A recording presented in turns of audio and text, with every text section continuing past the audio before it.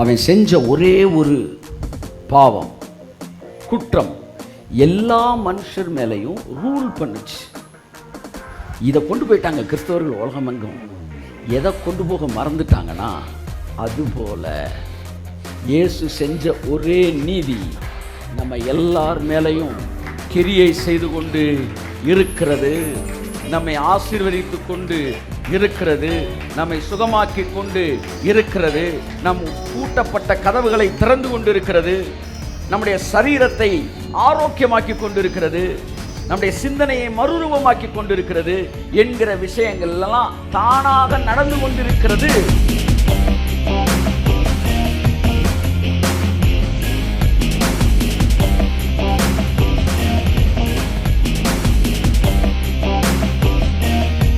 So ஒரு பாயிண்டில் நம்ம எல்லாரையும் கொண்டு போய் கனெக்ட் பண்ணுறதுக்கு பவுல் விரும்புகிறார். அது என்னன்னா, உங்கள் மைண்டில் இருக்கிற எல்லாரும் ஒரு பாயிண்டில் கனெக்ட் ஆகுங்க. என்னன்னா, வாழ்க்கையில் வாங்கின அடியெல்லாம் ஆதாம் செஞ்ச ஒரு தப்புல, வாழ்க்கையில் வாங்க போகிற ஆசீர்வாதம்லாம் இயேசு செஞ்ச ஒரே நீதியில், ஒரே நீதி, ஒரே நீதி, ஒரே நீதி.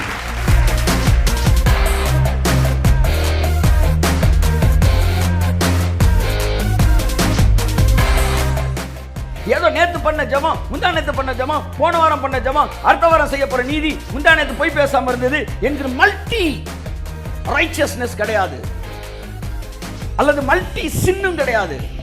ஒரே குற்றம், ஒரே மீறுதல், ஒரே நீதி. ரோமர் 5ஆம் அதிகாரம் 16ஆம் வசனத்தை வாசித்து தேவனுடைய வார்த்தைக்குள்ளாய் கடந்து செல்லும். 5:16. மேலும் ஒருவன் பாவம் செய்ததினாலே உண்டான தீர்ப்பு தேவன் அருளும் ஈவுக்கு ஒப்பானது அல்ல. அந்த தீர்ப்பு ஒரே குற்றத்து நிமித்தம் ஆக்கினைக்கு ஏதுவாய் இருந்தது. ஆமென், ஹல்லேலூயா. ஒரு அல்லேலூயா சொல்லுங்க. இந்த வசனத்தை நான் மறுபடியும் மட்டும் வாசிக்கிறேன். இதில் எங்கே நான் பேச விரும்புகிறேனோ அங்கே ஒரு தவறு விடுவேன்.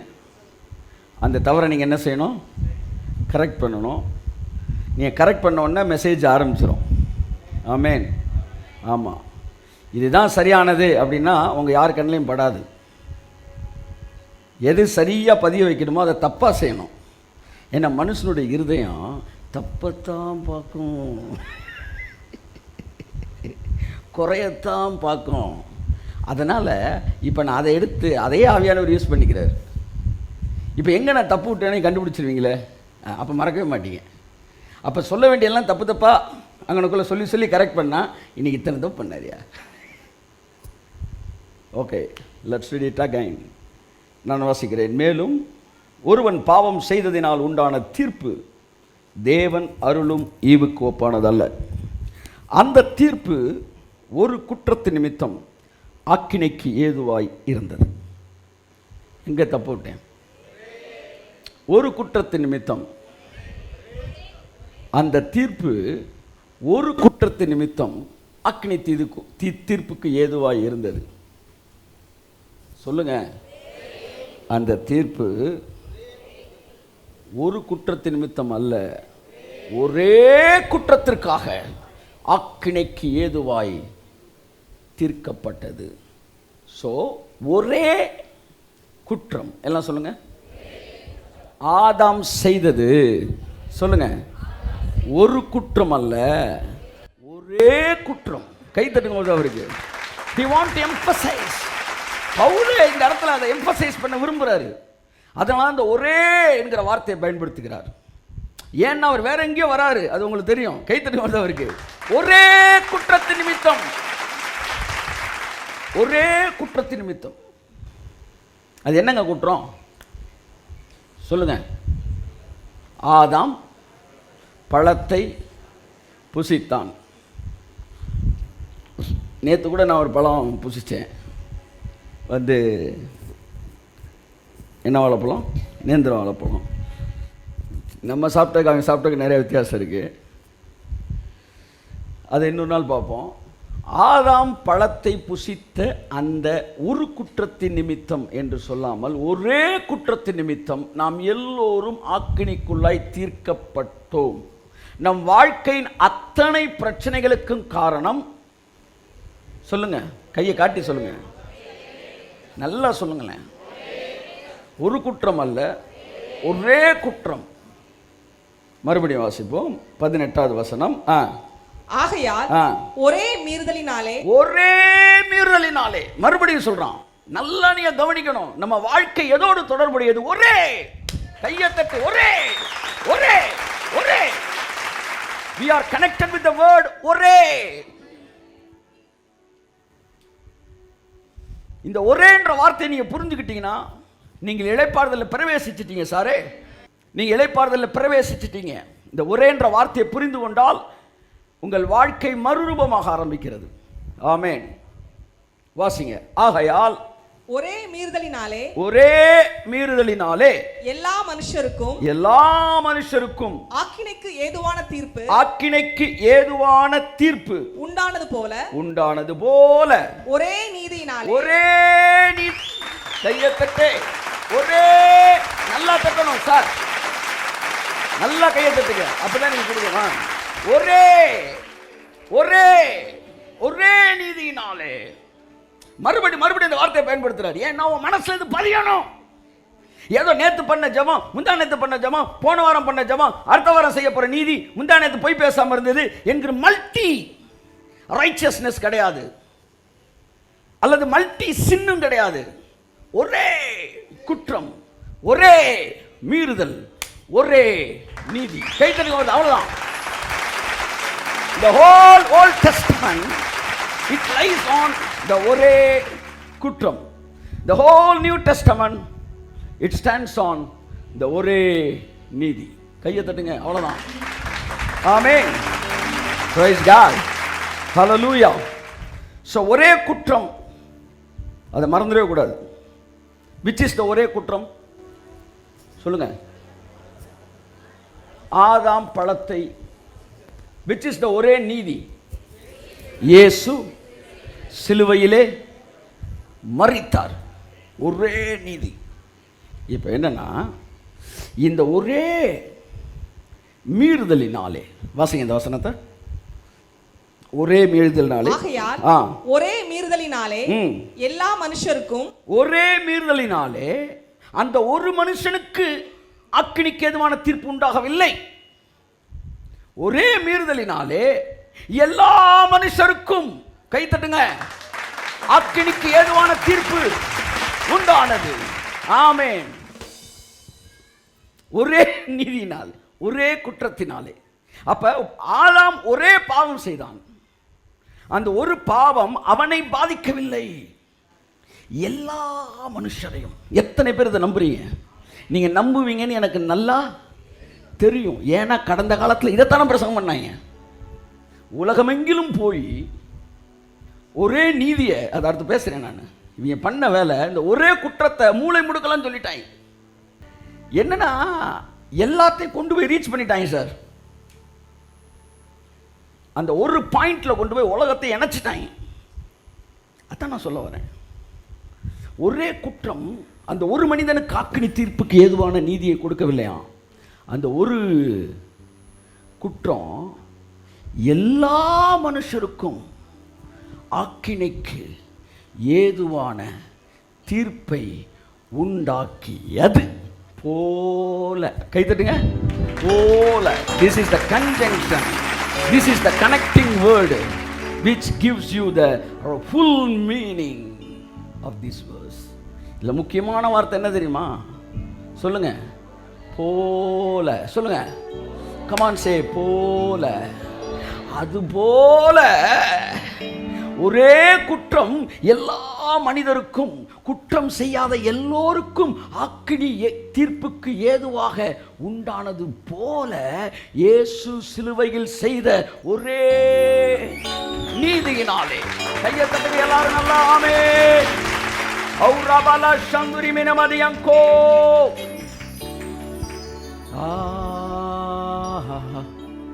ஒரே நீதி நிமித்தம். அடுத்து வாசிங்க. ஒரே நீதியினாலே எல்லா மனுஷருக்கும் அவருக்கு மட்டுமல்ல. அதுதான் மேட்டரே. சிலுவையில இயேசு முடிச்சது அவருக்கு மட்டும் அல்ல, அந்த ஒரே நீதியினாலே எல்லா மனுஷருக்கும். கை தட்டுங்களேன் ஒருத்தருக்கு. நம்ம எல்லாருக்குமே ஜீவன் அளிக்கும் நீதிக்கு ஏதுவான தீர்ப்பு உண்டாகுமா உண்டாயிற்றா? சொல்லுங்க. தீர்ப்பு முடிஞ்சிருச்சா? தீர்ப்பு இனிமேதானா? அப்ப தீர்ப்பு முடிஞ்சிருச்சுன்னா நியாய தீர்ப்பு நமக்கு. கை தட்டுங்க. தீர்ப்பு உண்டாயிற்று, ஜட்ஜ்மெண்ட் வந்துருச்சு. சரி, okay, come to the point. ஒரே குற்றம், அதனுடைய கான்சிக்வன்ஸ் எல்லா மனுஷனுக்கும் வந்துருச்சு. ஒரே நீதி, அதனுடைய விளைவும் எல்லார் மேலேயும் கிரியை செய்யுது. இப்போ நான் என்ன சொல்ல வரேன்னா, இந்த உலகம் முழுவதும் ஊழியர்கள் எதை கொண்டு செல்ல வேண்டுமோ அதை கொண்டு செல்லாமல், எது அதிக அளவில் கொண்டு செல்லப்பட தேவையில்லைன்னு சொல்ல முடியாது, அந்த நெகட்டிவ் சைடை கொண்டு போயிட்டாங்க. உலகம் ஃபுல்லாக கொண்டு போய், இங்கே பாருப்பா, ஆதாம் செஞ்ச தப்பில் தான் இன்றைக்கி நீ நானும் பாதிக்கப்படுறோம் அப்படின்ற கொண்டு போயிட்டாங்க. அப்போ மனிதனுடைய எல்லாருடைய மைண்டும் it is connected to one point. என்னென்னா, அவன் தப்பு பண்ணால் நம்ம அடிபடுறோம். எல்லாம் சொல்லுங்கள், ஒரு 2 தடவை சொல்லுங்களேன். ஒருவேளை நீங்கள் கேட்ட ஒரு விஷயமா இருக்கலாம், ஆனால் தேவன் சில விஷயங்களை வேறு டைமென்ஷனில் பேசுவார். அதான் யாக்கோபு சொல்கிறார், நீங்கள் சத்தியத்தை கேட்டு அதை அறிந்து அதில் நிலைத்திருக்கும்படிக்கு நான் உங்களுக்கு மறுபடியும் இவைகளை ஞாபகப்படுத்துகிறேன். என்னென்ன கேட்கணுமா, அடுத்து அண்டர்ஸ்டாண்ட் பண்ணணுமா, அதில் அடுத்து ஸ்டெட்ஃபாஸ்ட்டாக நிற்கணுமா, அதனால் அதை மறுபடியும் உங்களுக்கு என்ன செய்கிறேன். பாருங்கள், நல்லா கவனிங்க. இந்த ஹோல் வேர்ல்டும் ஒரே ஒரு பாயிண்டோட கனெக்ட் ஆகிருக்கு. என்னென்னா, ஆதாம் தவறு செய்தான், ஆகையால் நாம் எல்லோரும் தவறே செய்யாமல் சொல்லுங்கள் தண்டிக்கப்பட்டு கொண்டே இருக்கிறோம். எந்த முயற்சியுமே எடுக்காமல் நம்ம வயசாகிக்கிட்டே போகிறோம். யாராச்சும் வயசாகிறதுக்கு முயற்சி எடுக்கிறீங்களா? இல்லை. வயசாகாமல் இருக்கிறதுக்கு முயற்சி எடுக்கிறீங்க. ஆனால் அது பல நடந்தபாடு இல்லை. வெளியில் இருக்கேன்னு சொல்கிறேன், நமக்கு நடக்குது. நீங்கள் வயசாகிறதுக்கு ரிஸ்க் எடுக்கிறது இல்லை. ஏழை ஆகணும்னாலும் நீங்கள் ரிஸ்க் எடுக்க வேணாம். பேசாமல் நீங்கள் இருந்தாலே போதும். ஒரு வேலைக்கும் போகாமல் 6 மாதத்தில் நடுத்தரு. நான் காமன் யூனிவர்சல் ட்ரூத்தை பேசுகிறேன். அப்போ பல விஷயங்கள் உங்களுடைய எந்தவித ஒத்துழைப்பும் இல்லாமல் உங்கள் மீது செயல்பட்டு கொண்டு இருக்கிறது. காரணம், ஒரு தீர்ப்பு உங்கள் மேலே வந்துருச்சு. அது என்ன தீர்ப்புனா, ஆதாம் பழத்தை சாப்பிட்டனால நீங்கள் எல்லாம் உட்காந்துக்கிட்டே சாகலாம்டா. எல்லாம் சொல்லுங்கள், உட்காந்துக்கிட்டே சாகலாம். ஸோ இது நீங்கள் விசுவாசிக்கிறீங்களோ, நீங்கள் விசுவாசிக்கலையோ, நீங்கள் ஜெபிக்கிறீங்களோ, அடிக்கடி அப்படி தான் சொல்லுவேன் நான். ஆண்டவரே, நீங்கள் என்னை வழி நடத்துங்கன்னு சொல்லி ஒவ்வொரு நாள் நான் ஜெபிக்கிறேன். அப்போ 96, 94 எனக்கு ஒரு குழப்பம். ஆனால் ஒரு நாள் கூட பிசாசே இன்றைக்கி நீ தான் என்ன வழி நடத்தி, பிசாசு ஐயா நீ என்ன சினிமா கூட்டிகிட்டு போ, என்னை கூட்டிகிட்டு போய் கொஞ்சம் ஊர் சுத்த பாருன்னு சொல்லவே இல்லை. அவன் தானாக வந்துடுறான், அப்புறம் கிளம்பமாட்டான். ஆனால் ஏன் உங்களை மட்டும் நாங்கள் இவ்வளோ கூப்பிட வேண்டியது இருக்குது? நீங்கள் தானாக வாப்பா போகலாம் அப்படின்னு வரமாட்டேன்றீங்களே. உங்களை போட்டு தொங்க வேண்டியிருக்கு. அவன் பாருங்கள் தூங்கி எழுந்திரிச்செல்லாம் வந்துட்டான். ஏதோ ஒரு மேட்ரு உங்கள் மேலே ஆக்டிவேட் ஆகிட்டே இருக்குது. இயேசு ஏற்றுக்கொள்ளாத போது, சத்தியத்தை அறியாத போது, ஏற்றுக்கொண்டும் சத்தியத்தை அறியாத போது உங்கள் மேலே ஆக்டிவேட் ஆகிட்டே இருக்குது. அது என்னென்னா, அந்த ஒரு பாயிண்டில் அவன் செஞ்ச ஒரே ஒரு பாவம், குற்றம் எல்லா மனுஷர் மேலேயும் ரூல் பண்ணுச்சு. இதை கொண்டு போயிட்டாங்க கிறிஸ்தவர்கள் உலகமெங்கும். எதை கொண்டு போக மறந்துட்டாங்கன்னா, அதுபோல் இயேசு செஞ்ச ஒரே நீதி நம்ம எல்லார் மேலேயும் கிரியை செய்து கொண்டு இருக்கிறது. நம்மை ஆசீர்வதித்து கொண்டு இருக்கிறது, நம்மை சுகமாக்கி கொண்டு இருக்கிறது, நம் பூட்டப்பட்ட கதவுகளை திறந்து கொண்டு இருக்கிறது, நம்முடைய சரீரத்தை ஆரோக்கியமாக்கி கொண்டிருக்கிறது, நம்முடைய சிந்தனையை மறுரூபமாக்கி கொண்டிருக்கிறது என்கிற விஷயங்கள் எல்லாம் தானாக நடந்து கொண்டிருக்கிறது. காரணம் நீங்கள் எல்லோரும் இந்த ஒரு பாயிண்ட்ல கனெக்ட் ஆயிருக்கீங்க என்பதை இந்த உலகத்திற்கு கொண்டு போக கிறிஸ்தவம் மறந்துருச்சு. ஆதாம் செஞ்ச பாவத்தை கொண்டு போய் உலகம் ஃபுல்லா சொல்லிட்டாங்க சார். ஆனா இயேசு செஞ்சதை உலகம் ஃபுல்லா கொண்டு போல. சென்னைக்கே வரல. இன்னும் சென்னையில் உபவாச கூட்டம் நடக்குது நிறையா. ஆனா சிலுவையிலே இயேசு மரித்ததினால் அப்படின்ற இடத்துல மிகப்பெரிய கூட்டங்களை ஜனங்களை கூட்டி சொல்லலை. பெரிய பெரிய ஊழியர்கள் 50 ஊழியர் 60 ஊழியர் பெரிய கூட்டத்தை போட்டு எல்லாம் கத்துவோம் கதறுவோம். சிலுவையை மறைக்கிறதுக்கு என்னவெல்லாம் செய்யணுமோ அதையெல்லாம் செஞ்சுக்கிட்டு இருக்கிறோம்.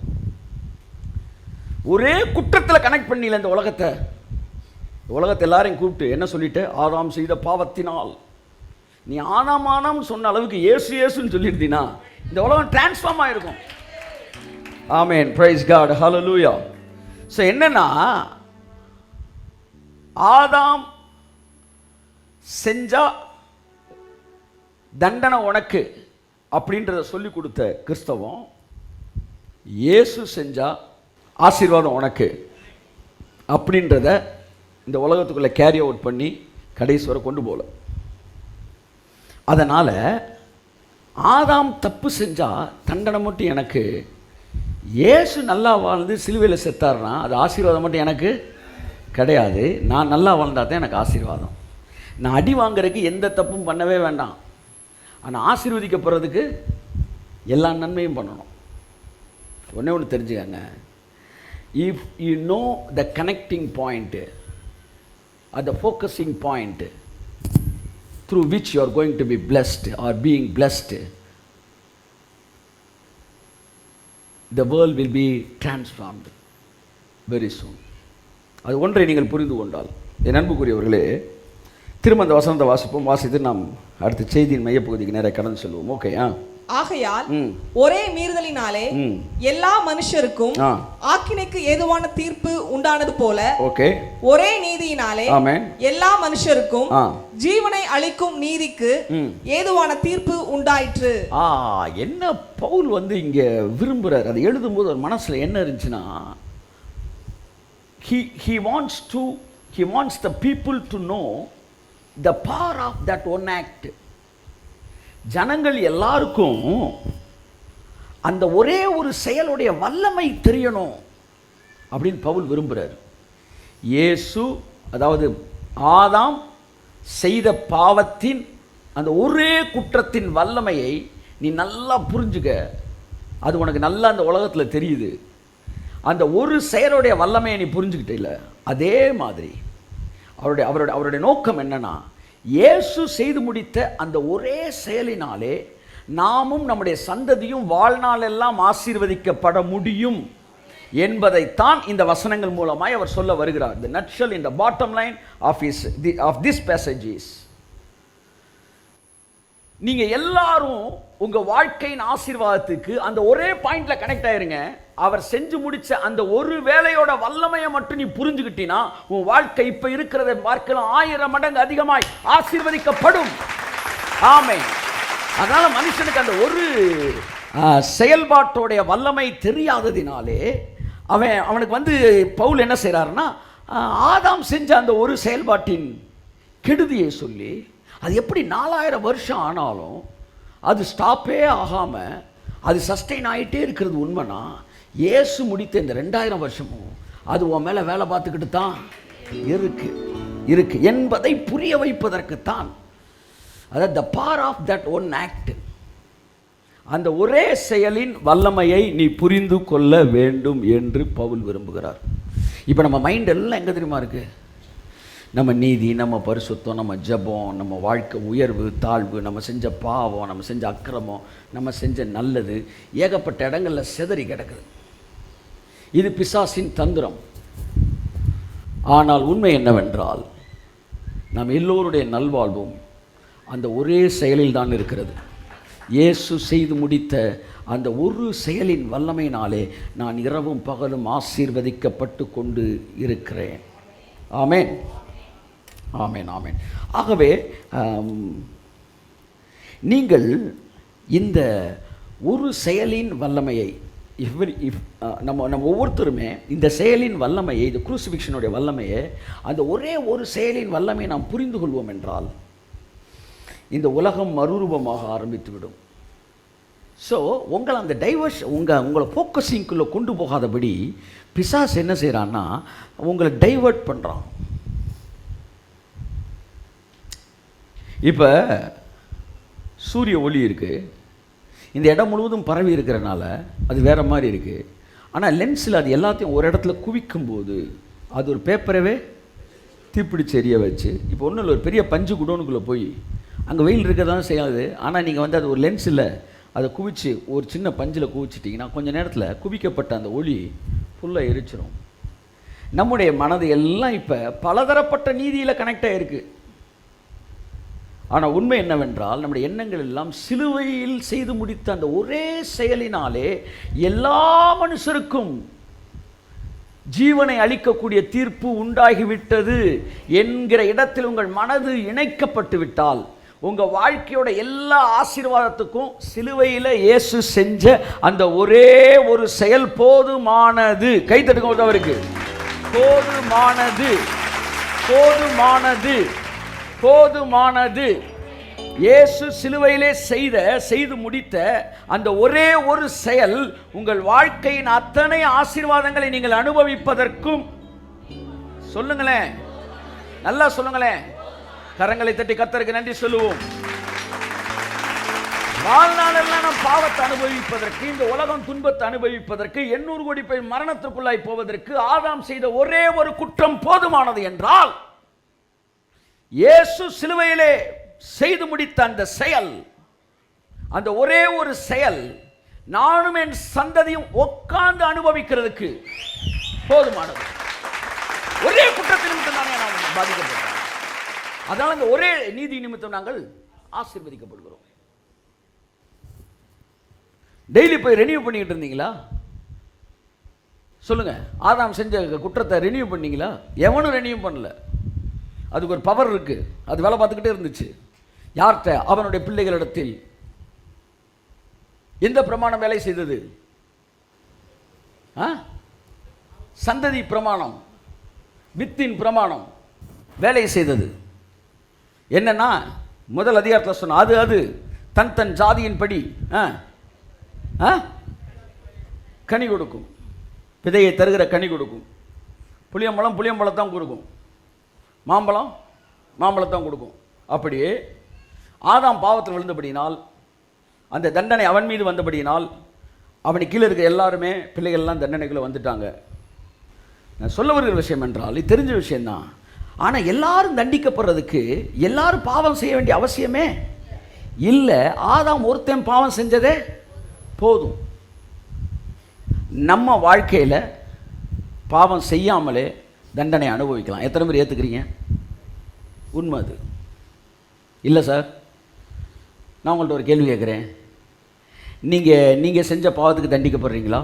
ஆதாம் செஞ்ச பாவத்துக்கு தண்டிக்கப்படுறீங்களா? சொல்லுங்கள். நீங்கள் செஞ்ச பாவத்துக்கு தான் அப்படின்னீங்கன்னா நான் உங்கள்கிட்ட ஒரு கேள்வி கேட்குறேன். பாவமே செய்யாத ஒருத்தன் உலகத்தில் இருக்கிறான், அவனுக்கு வியாதி வருது, அவனுக்கு பிரச்சனை வருது, அவனும் ஒரு காலத்தில் செத்து போயிடுறான், மரணம் வந்துச்சு, வியாதி வந்துச்சு. அவன் என்ன தப்பு பண்ணான்? அவன் எந்த தப்பும் பண்ணல. ஆனால் ஆதாம் செஞ்ச தப்பு அவன்கிட்ட வேலை பார்த்துக்கிட்டு இருக்கு. அது போதுமானது. ஏன்னா பிள்ளையாக பிறந்தா அந்த எஃபெக்ட் பிள்ளைக்குள்ள வேலை செய்யும். அப்படியே போல நான் இயேசுவின் பிள்ளையாய் மாறினதினால், இயேசு செய்த நீதி நிமித்தம் நானும் என் சந்ததியும் சந்ததியின் சந்ததியும் வாழ்நாளெல்லாம் ஆசீர்வதிக்கப்படுவதற்கு அந்த ஒரே ஒரு நீதி போதுமானது. போதுமானது. உங்கள் மனதில் இயேசுவின் நாமத்தில் கரிக்கிறேன். எல்லாம் சொல்லுங்கள். நானும் என் சந்ததியும் ஆசீர்வதிக்கப்படுவதற்கு, என் குடும்பம் ஆசீர்வதிக்கப்படுவதற்கு, நான் வியாதி இல்லாமல் வாழ்வதற்கு, என் சந்ததி வியாதி இல்லாமல் இருப்பதற்கு, நாங்கள் பூரணமாய் ஆசீர்வதிக்கப்படுவதற்கு இயேசு கிறிஸ்து சிலுவையில் செய்த ஒரே நீதி போதுமானதாய் இருக்கிறது. போதுமானது, போதுமானது, போதுமானது. போதுமானது, போதுமானது. அப்ப நீங்க வாழ்க்கையெல்லாம் செழிப்பா இருக்கிறதுக்கு இந்த நீதி போதுமா போதாதா? நீங்க கேட்டதெல்லாம் உங்களுக்கு கிடைக்கிறதுக்கு இந்த நீதி போதுமா போதாதா? வியாதியெல்லாம் வாழ்றதுக்கு இந்த நீதி போதுமா போதாதா? அந்த ஒரே நீதி நிமித்தம், அவ்வளவுதான். எல்லா மனுஷருக்கும், அவரை ஏற்றுக்கொண்ட எல்லாருக்குமே நித்திய ஜீவனை இந்த பூமியில வாழும்போதே தேவன் கொடுத்துடுறாரு. செத்த பிறகு இல்லை, வாழும்போதே கொடுத்துடுறாரு.